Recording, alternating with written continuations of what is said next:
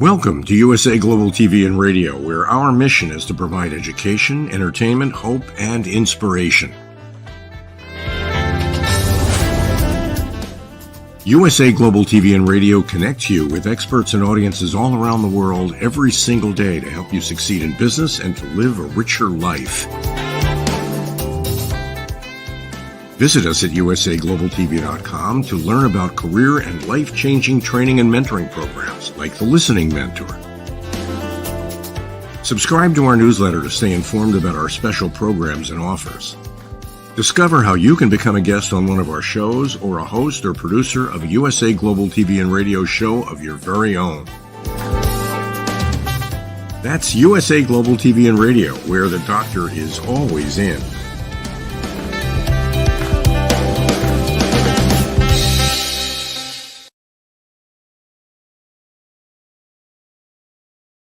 Greetings, everyone, and welcome home to USA Global TV and Radio. I'm Dr. Jacalyn Kerbeck, and our show today is the Creative Hearts Show. This is in alignment with a fabulous new book series Dr. Madalene Chan and I are releasing called Creative Hearts Awakening book series. Let's bring out Dr. Chan and find out what she's been up to, and then we'll welcome our very special guest, Dr. Chan. Hello. Hello. Hi, Dr. Jacalyn. I was really happy that you were able to do the greed machine on Talking Heads. That was really interesting, and you still have good energy now for this show as well. Yeah, I'm uplifted. Definitely. Thank you. Now, yes. We talk a lot behind the scenes about energy and low vibration, high vibration, and our energy really does shine through in so many ways. And if we're not in a great place, we just feel very low energy, low vibrations, right? Yeah, absolutely. It's almost in a more simplistic form. Sorry, I'm still tied with the Talking Heads. Simplistic form is the light is either on, shining brightly, happy, or it's dimmed. So if you think about, a light bulb, you've got, is it 120 light bulb? Watts. Yeah, watts. Yeah. Watts. And then you can get 40, and now you can get 20. So if you think of it in that way, sometimes we're full on bright, and then sometimes we're dimming. Yeah, it's so true.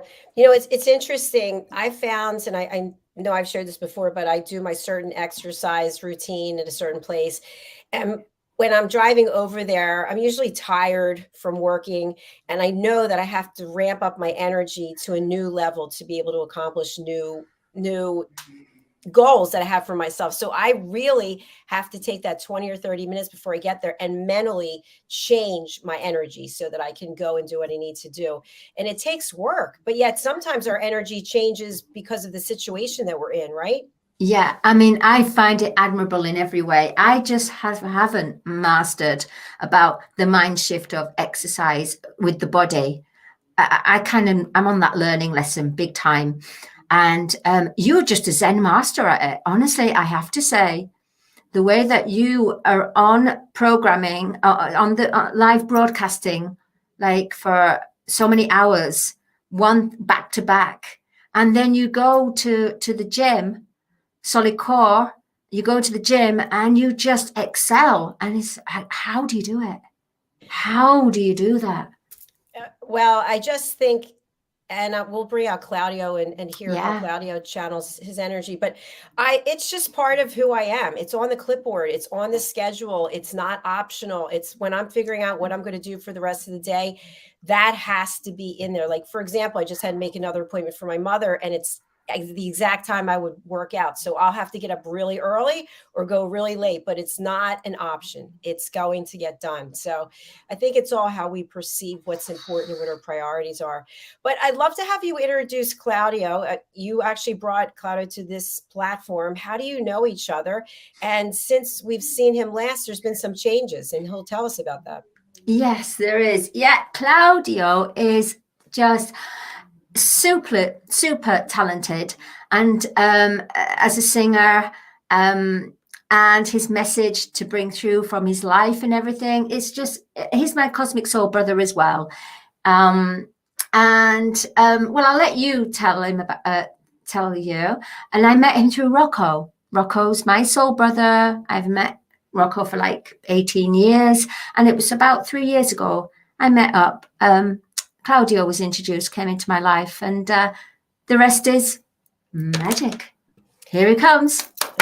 Woo, let's bring out Claudio. Claudio. Hello. Nice to have you with us. You're all one big happy family over there now, yes? Yes, we are. It's lovely to be back on the show, and yeah, it is happy family.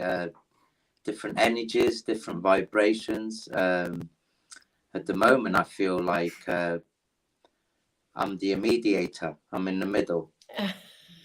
I can sort out the lower energy, and I can live with the higher energy, but I'm in the middle. So it's interesting but exciting at the same time.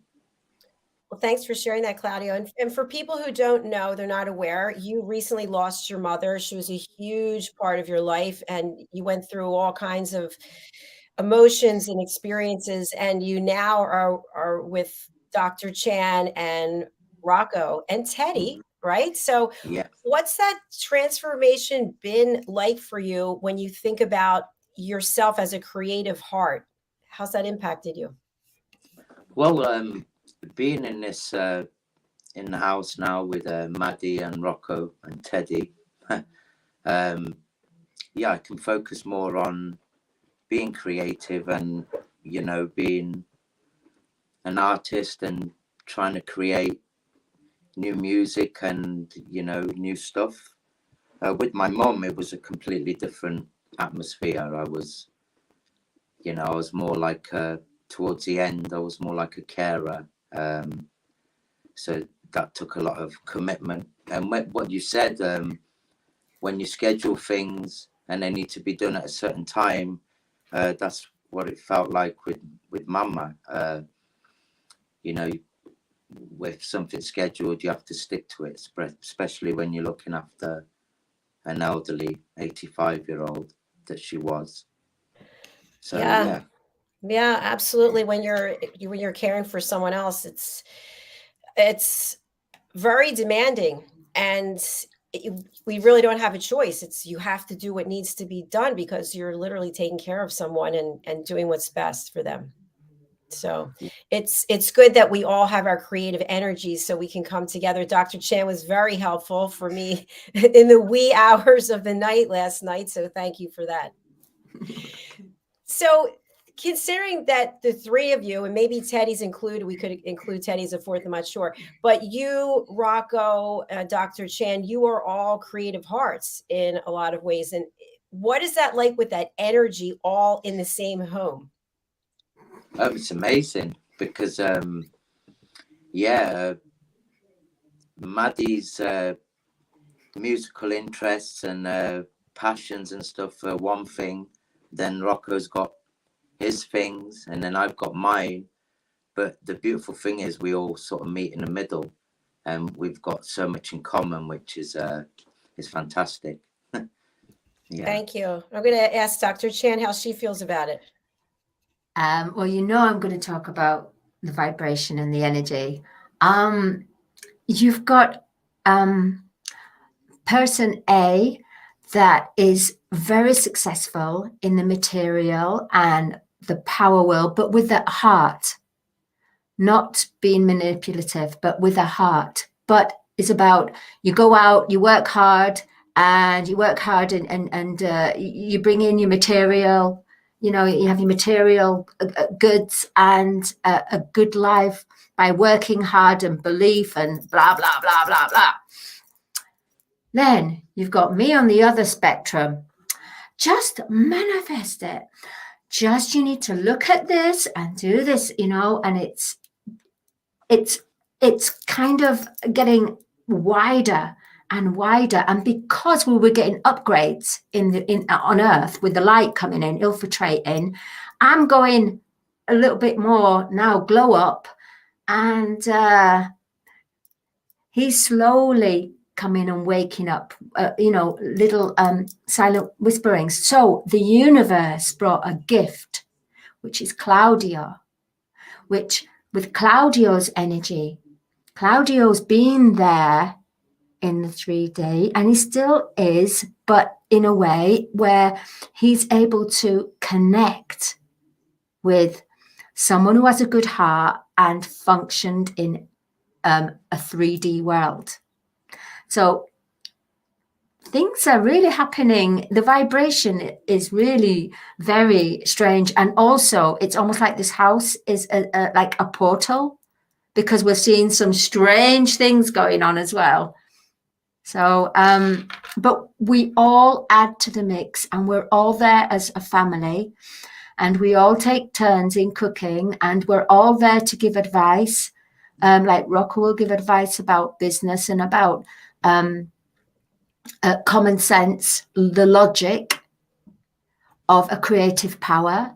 And I will give advice about the intuition of the heart, of the magic of the creativity.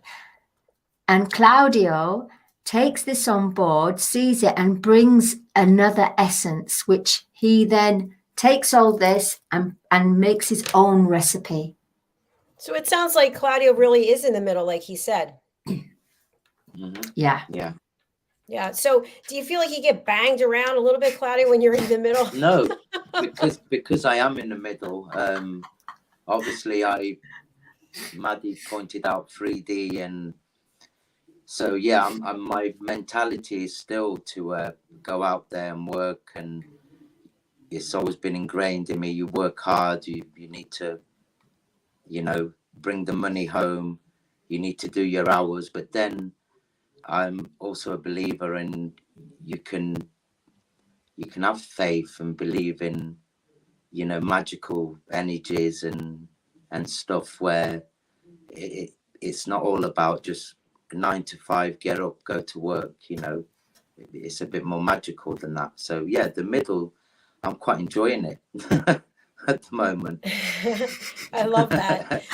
So a question I have, when I think about a 3D world, I don't immediately go to, if I want to move toward a 5D world, that I'm not going to have any concern about earning money, because I still need to manifest the money so I can pay for the overhead that I can keep going, whether it's with my business or personally. So Dr. Chan, how would you say that we can rectify moving towards a 5D world, but still understanding that money is a currency? It's an energy in and of itself that unfortunately is required for certain things. That is an excellent question. By the way, I have to really think about this one. I haven't really, all I can say, all right, in the way that I awakened and I learned the spiritual life and all this on this, going up, but I found my wealth line was no wealth line.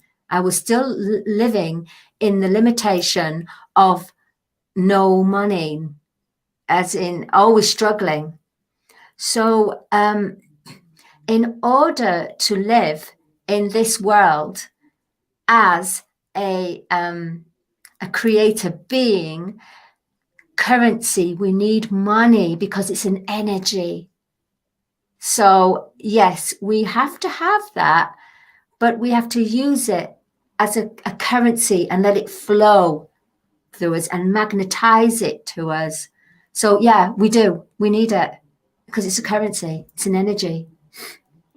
What I'm learning in this home with Maddie and Rocco is if you use money to live and to use it wisely and in a good way, then yes, it's good. If you use money in a destructive way and for the wrong reasons, then that's not good. You don't need millions to be happy, as long as you've got food in the fridge and a roof over your head and minimal stuff that keeps you happy and you're happy with that, then it's a winner basically. So do you feel that if you're living in a 7 or 8 figure home and you're whining and dining on the best food in the world, does that mean that you are not part of the 5D world? or moving towards that way? You can still be part of the 5D world, excuse me, because as long as you haven't got a massive ego, then you're okay. You can live in a mansion and have Versace and the best things of life and Dom Perignon, but as long as you haven't got an ego that's big as your house, then you're okay. No ego, feet on the ground, down to earth, realistic. Then you could be a billionaire or homeless. As long as your ego's in check, you're okay. No ego, I should say. So a question I have for you as a follow-up, and I appreciate that. Can you be homeless and be in a 5D world? So in other words, you're doing all the right things, you're showing up in the right ways, but you end up, you're homeless. It doesn't seem to be fair. Well, life isn't fair sometimes, unfortunately. Put it this way, when I was homeless, there was moments I was the happiest of my life. So my answer to your question, yes, you can still be in a 5D world, even if you're homeless, because it's all about your heart and your soul, your spirit, how you think as a person, you know. Yeah, it's all about heart, everything's. And once again, you know, I've seen people that are homeless that have got a massive ego and they struggle with being homeless. But ego, if you got ego in riches or poor, if it's too big, then it's destructive. So just adding on to what you just said, if you are leading with your heart and you have an open heart, you have your creative awareness, would it then make sense that you wouldn't end up homeless? I don't know. Is it the chicken or the egg, or does one have nothing to do with the other? And I'm not referring to you. I'm just saying in general. In general, yeah. It's different circumstances. You know, everyone, although someone might reflect the same energy as you, their way of thinking might be totally different. Their mindset, you know, so it's down to the individual. That's what I think anyway. Thanks, Claudio. Yeah. Doctor, what do you think? Yeah. Well, I believe that 5D world is a world where we are free from our limitations, where we're free from our being prisoners, where we live a fully abundant life, being able to choose where you want to go and not letting money stop you. It's not about the money. It's about the energy. Therefore, if you're homeless, and I'm not trying to, all I'm saying is that if you're homeless, then you have lack. Because it's almost, you've got to have a home to be, so that you have that natural, you have the sanctuary, you have the protection around you. When you're on the streets, you're vulnerable. This is my, everybody has different views and ways, but I've never been on the streets, so I wouldn't know. So it's a difficult one to answer, actually. Well, when we say on the streets, though, it doesn't have to be physically on the street, but I guess what I'm trying to just provoke for conversation's sake for us to think about is, if you do all the right things, if your thoughts are clean, if your actions are clean, if you're there to help others and you stand in and of service, does it seem logical that something bad should happen to you? Bad in air quotes. Contrary to maybe what you wanted to happen to you? Or does one have absolutely nothing to do with the other and it's just the fate of the universe?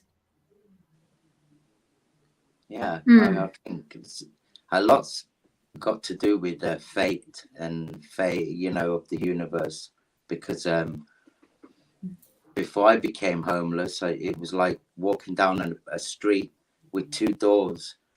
shall I take the left or the right?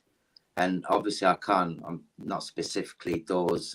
I don't know which one I took, but obviously it must have been the wrong one because I did end up homeless. But when you're homeless, your home is in your head, in your heart. You can be in a toilet cubicle, cold, and that's obviously that's not your home, but you close your eyes and you meditate and visualize it in here, and that becomes your home. And I found myself in particular doing that a lot, so that's what kept me going out there. I really appreciate your vulnerability and sharing that. That's huge. That is. When you were in your mind's eye, imagining yourself in a different scenario, was there any sense of anger that was filling you about the fact that you were homeless? I was always angry with just myself because of the situations I put myself in my own life. And at the beginning, you're always bitter. You're always pointing. It's his fault. It's her fault. But then when you sit down and you do meditate and start to think about things, you tend to realize it. A lot is to do with yourself and why you're in that situation. That was me personally, anyway. You've really grown. Honestly, you've shown. I mean, really commendable. And I love that what you said. When you're homeless, doesn't mean you don't have a home. Your home is in your heart. It's that's like the song. Everywhere beautiful. I lay my hat, that's my home. It's a bit like being homeless. But isn't it a hat in that song? Wherever I used to take my hoodie off and hang it up, that was home for that night or that day. Wow. But what drove me to get back home was in my head, there was Mama that needed me. Most of all, my children, they're tattooed on my arms. And now Mama's here as well. And they were the three driving forces. Obviously, the music, the singing is part of me. When the day I stop singing, that's when the universe can take me and I'm done on this earth. But the three main things, and she still is the main thing that keeps me going, is Mama and my children. So when I'm my dad, I don't want to forget Papa. I always go on so much about my mom, but he was an amazing guy. He was lovely. But homeless is believe in yourself. There's no such thing I can't sort this out, because you can. There's a lot of help out there, So here's my question. If we think about, again, being of service, being heart-centered, we talk a lot about nature, getting back to nature and appreciating Mother Earth and all that we have. So one could also think that giving up the creatured comforts of home with a roof over your head and a heater or an air conditioning, a bed, whatever, and actually going back to be one with nature is more heart-centric and more authentic than living in a house with a roof over your head and with food and having a pure heart. I don't know. What are your thoughts, Dr. Chan? Well, I, for one, wouldn't want to want to experience being on the streets. I just wouldn't. I wouldn't. What about a backpack? You in nature with a tent and a sleeping bag? Not really. No, unless I'm with my soul tribe, or some people that like-minded like me.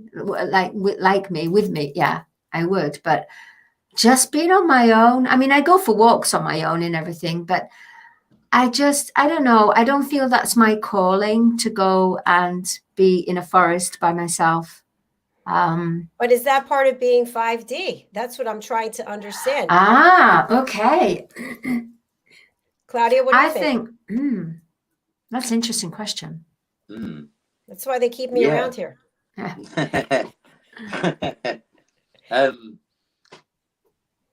I was going back to homeless again, we did find ourselves. There was Coombe Abbey in Coventry, and it's like a little forest, and they've built a hotel there. Actually, the hotel has been there for hundreds of years because the monks used to live there. But in the forest, there's a stream there, and often we'd go with sleeping bags in our rucksack, and yeah, we'd sleep out there. And I must say that was the most beautiful part of being homeless. That period I went through was going up to the Coombe Abbey forest. It was beautiful. It's nice, and I did feel in contact with Mother Earth and nature. And did you feel more purified? Did you feel more? I'll say this funnily, it was better than sleeping in a smelly toilet cubicle. So yeah, I did feel purified. Yeah. It was, so we read about stories of people who leave everything behind and they go and make straw hats, live on a beach. And so I guess that is what I'm just pondering, that are we ever really that pure of heart when we have materialistic things in our lives, which we have to have, I mean, some place to lie our head at night, put our head down, a table to eat at, a vehicle to get in, whether it's our own or someone else's. It's very minimal life when you're out there because you don't have internet or television or radio or a gas fire or anything. So life does go back to basics. It is just you and let's call it nature. Let's not call it the streets. It's you and Mother Nature. And you've got the sky, the stars, the moon, the sun, everything above you. And yeah, it goes back to basics. And it's an interesting question. You know, could we live with that constantly, or, you know, or are we so used to all our comforts, internet and everything? Don't know. Yeah, and if we didn't have internet, for example, then I'd be out of business. There'd be a lot of people, absolutely. There'd be a lot of people. There's so many people depending on the digital age and the internet. So the digital age, does that make us 3D, Dr. Chan? No, I think I do believe that the digital age, the internet, has a positive part of it as well, because it brings the world closer. We're able to find truths. We're able to express who we are. We're able to talk to people halfway across the world. At the same time, we're also able to understand the real story instead of just waiting for ages to hear the story or the communication with someone. So I think that 3D is living in duality, good and bad. 5D is coming away from your limitations and being free. So you can be where you choose to be and be comfortable in that surroundings and not let that outer reality let that take over you. It's almost like the balance. So you live from the inside out. So there's certain things that we haven't actually arrived fully in 5D. Even though it's here on Earth, we as humans have not actually living 5D because we can't. It's absolutely impossible. But what we can do is we can learn to be a better version of ourselves and prepare our children, because they will live the 5D life. Mm-hmm. Yeah. What do you have to say about that, Claudio? Yeah, we are going to live the 5D life, but what worries me is we're always going to need a little bit of 3D in it, you know, which is the internet and, you know, all the comforts that we're used to. So, yeah, I just think if someone's prepared to live in 5D, then you've got to give up everything, internet, and actually live nature, you know, go out there and live in the forest with no telephone, television or anything. If, you know, and I'm not sure if there's anyone quite willing to do that. That's my opinion anyway. And of course, I have to say this, that there have been certain people in history who were living out in the wilderness in a log cabin, who were terrorists, who were serial killers. I mean, so we can't say that they were 5D either. No. So it kind of, I don't know, it seems to be a little elusive in terms of really defining what it is and isn't. Yeah, I mean, sorry to interrupt, but 5D is being free of limitation of so basically you have joy, you have celebration, you have purity, you have abundance, you have the wealth, you have manifestation. You are able to manifest from your heart center connected to your mind, bring it through your feelings, and bring it through and draw it to you in whatever you wish to desire and require in your life. That's what 5D is. But we are just here to teach it. Doesn't mean to say we are going to live it, because we can't live it, because there's so much of 3D and 4D happening. So you're saying 5D is not attainable. Is that what I hear you saying? It is attainable in our mind and in our hearts, but it doesn't mean it's attainable in the outside reality. Yeah. Because we still need the lessons. Mm-hmm. People still need those lessons. At the moment, there is 3D, 4D, and, beginning of 5D. That's all. It makes me think when I was manifesting in my head that I was home, I was happy and everything, then you can wish for anything you want in your mind, soul and heart. But the reality of it, when I'd wake up and then, I had to face the world in which we're in at the moment, 3D. So you can be joyful in your mind and soul. You can wish for anything, and a lot of times your wishes do come true, and I've experienced that. So as we evolve from 3D to 5D, let's say 5D minus, is it acceptable to want? Is it acceptable to dream? Or is that part of being 3D, wanting more, needing more? Good as question. Long as you're dreaming for the right things. What if I say I want a beautiful Bentley? I love to drive. I don't want a Bentley with a leather steering wheel. I want leather gloves. I don't really want this, but I'm just saying, what is that bad? Is that materialistic? Is that? I don't think it is, because if you look at everything is energy. So if you look at that car and you look at it with a love, you perceive it as love of the inventor, love of the upholstery. You don't let it take over you where it becomes, you use it as ammunition. Right. To look what I have, or exactly. Exactly. Yeah. I like that. Wow, this has been an interesting conversation. I wasn't sure where it was going to go, but I think one thing I'd really I'd love to have us touch on. Challenging. Well, it causes us to get into the uncomfort zone just a little bit to really kind of grow.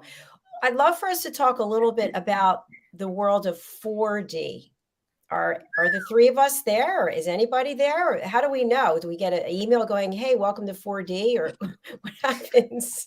Singing telegraph, welcome to 4D, you're here. No. Isn't 4D just about leading by your heart? Going by your intuition rather than having someone else decide your life? Yeah, it could be. Now, I have another question for you, because we're all human. We're all human. So maybe our intuition tells us absolutely this is not the right thing to do. But some part of us on some level wants it, needs it, is willing to take the risk to try it. What does that mean? You've heard of rejection is protection. Tell us more. Sometimes what we go for and we want it. I've got to have it. I've got to have it. It's a need of desperation. So it's coming from the ego rather than the heart, because the heart will go, are you sure you want this?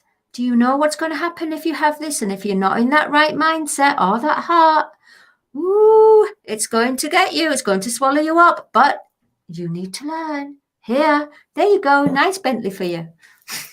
Yeah. All right. Well, let me give it another example. I'm just going to make up something. Let's say I have an example. Let's say you are invited to do something with a crowd that likes to do things that you don't necessarily like to do. But in your heart, you feel that you have the ability to be of service, that by your attending or being there or connecting or reaching out will have a positive impact, even though at the same time, you might be tempted to go down the wrong path, the path that your friends are going down. Claudia. Yeah, I can. That's a hard question, actually. Wow. She is the doctor analyzing. Dr. Jacalyn, that's a pretty tough one. You know what? Here's what I'm going to do. I'm going to break it down a little bit more. Just so, Okay. so let's say Forgive me for that. you're a person who doesn't drink. A person, I'm saying anyone, doesn't drink, doesn't smoke, doesn't use drugs, and you're invited to attend a party where you know these things are all going to be going on, and you still have this. You like the people. You just don't want to go down the path that they're going down. So you say to yourself, I'm going to be strong. I'm going to attend the party, and I'm not going to let what they're doing influence me, what I'm doing, because I really care about them and I still want to be friends with them. And you go, and temptation is right there in your face. And you say to yourself, don't do it, because you know what'll happen if you do. I'm faced with that nearly every day of my life, because I was hooked on alcohol for a period and I cleaned my act up. I've relapsed many times, but I've always picked myself back up. Thank you to my own strength inside of me, and thank you to not a lot of people, but certain people that have surrounded me. So if I go to one of these parties where they're drinking or doing whatever they want to do, no, it's not me. In fact, I try and my brother Antonio suffers from a lot of health issues, and the time I was staying with him for 2 months, now it's been 8 days he hasn't smoked anymore, and that was my talking and encouraging him. And so I'll go to a party, I'll try and be an inspiration to people instead of going down their destructive path. Thank you for sharing that. Even knowing that you could succumb to the temptation. It's always there, but that's where you've got the devil on this shoulder and the angel on this. Yes. Go on, have a drink and just go away. It's like, no. I've got something quickly to share. When I was on the path of awakening, 2012, I started to wake up to my heart, and I got visitations from light beings. I started going on the spiritual path. Then I got invited to a party, and I thought, I'm going in there, it's not going to affect me. But the universe, you get tested. Even when you're awake, the lesson has to come through, because they're saying, are you sure you're over this? Oh yeah, I'm over it. But I relapsed. Even though I was on the spiritual path, I relapsed. And because I relapsed, it cost me heavily. So what I'm saying is that even though the master path of love is not an easy one, And when people wake up and follow their heart, doesn't mean it's wow. You will get tested. Even though you have left that behind, you will get tested, because you need to prove to yourself. And if there's any remnants there that's in yourselves, it needs to be cleared, and it needs to come up. And that's what happened. You get tested. You do get tested. I was Excellent. tested in November when I lost my mother, and I did relapse, and really badly. It was a relapse that lasted 6 weeks. But then New Year's Day, I woke up and said no more now, because it can't, no more. It wasn't making myself as a father or my children proud. It certainly wouldn't make my mother proud, or people that do care and love for me and that were there for me. And I can thank you both here on air. You were there for me and messaged me and, you know, gave your support. So, yeah, I owe it to you guys as well. So, well, you found the inner strength. You found your inner peace. So congratulations. Yeah. That's really inspiring. Yeah. Hope people will take that away from the show, that there will always be temptation, because we're human, and we will be tempted and we will go down the path, because that's what we do. But then we have to ask for forgiveness, find grace, and do it less frequently in terms of making bad decisions or going down paths that don't serve us. So we have to close out because we have our next show. Go ahead, Doctor. I was going to say, sorry, Dr. Jacalyn, I couldn't help myself. I just felt the inner prompt is, you do it all the more, which you have to wake up, to say, that's it, I'm done. It's not doing it for me anymore. I'm not resonating. It's done. I'm cleared. I'm purified. All right. Well said. Super excited for our next episode of this. And if people want to join us on the show, they can. We need them to engage with us and be part of the Creative Hearts Awakening book series. To do that, you can contact us. I'll put the email. It's books@drjacalyn.com. Claudia, how do people get in touch with you, and who would you like to contact you? Anyone who wants to share their story with me, or they love music and singing, and even just for a bit of support if they're homeless, if they're going through drink problems, I'm here to listen. And the way to contact me is on Facebook. I've got Claudio Saieva, and there's Claudesio .singer.songwriter, excuse me. So that's the best way to contact me at the moment. All right, we'll look for you on Facebook. Thank you so much for another interesting conversation. I really appreciate it. It certainly beats what's for dinner and what's the weather like. I must admit, I didn't think we were going to discuss. Everything's all spontaneous. That's what's wonderful. No scripts, nothing. I love it. I love it too. That was a toughie, but I loved it. Yeah, it was a toughie. It makes us think. Yeah, you took us to the therapy room. Well, so far I went to the dentist and therapy. That's enough for one day. So, yes. All right, everyone, stay with us. We'll be back with Caroline Hewer, the Harley Street stress expert. And after that show, we have Pet Psychic Amina. And actually a very interesting topic on Pet Psychic Amina, how to help birds or prevent birds from having a collision with your window, and then they break their neck or they're not doing well. So we'll be talking about that today. Oh, fascinating. All right. Wow. Bye, everyone. Thanks for being here. Bye. Bye.